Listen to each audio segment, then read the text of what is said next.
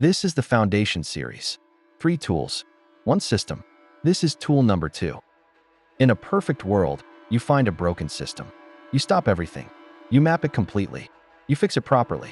Then you move on. That is not the world you are working in. The system is broken and it is still running. People depend on it. The large problem cannot be fixed today, but the small problem nested inside it is causing damage right now. You need a temporary fix. And temporary fixes are dangerous, not because they are wrong, because they get forgotten. A temporary fix is a loan. It buys you time, but it carries interest. The interest is the extra effort required to remove it later, and that interest compounds. Every time another component starts depending on your patch, the cost of removing it goes up. This is how temporary fixes become permanent vulnerabilities, not through malice, through forgetting. Managing nested problems requires a 4-stage protocol. Stage 1. Triage.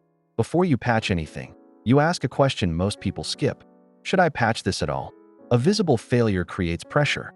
Pressure drives the permanent fix. If you patch everything, you remove the urgency.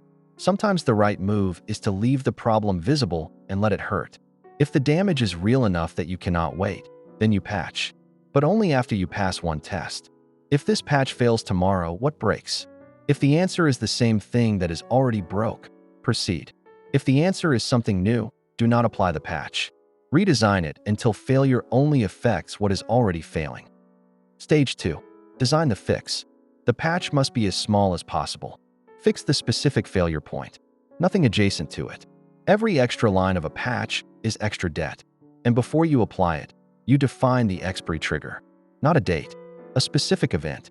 This patch is removed when you can clearly state the exact condition that makes it unnecessary.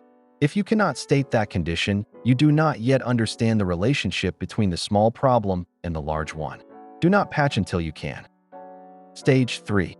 Register and label. At the point of application, you attach a label. What this patch does, why it exists, when it is removed, who is responsible for removing it, and you enter it into a central patch log. If a patch is not in the log, it does not officially exist. And patches that do not officially exist become the vulnerabilities that bring systems down years after the person who created them has moved on. Stage 4. Manage the patch stack. Every 30 days, you review the log. Not for age, for dependency growth. The most dangerous patch is not the oldest one. It is the one that the most other components have started relying on. When a patch cannot be removed, you reclassify it as a systemic vulnerability. You escalate it. You treat its removal as a project, not a maintenance task. Temporary fixes are not failures. They are decisions. The failure is treating a decision as a permanent solution. Keep fixes visible. Keep them small. Keep them temporary. The patch stack is not a backlog. It is a debt ledger.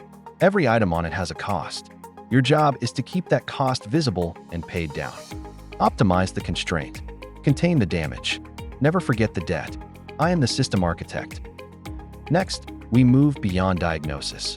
We learn how to build what comes next.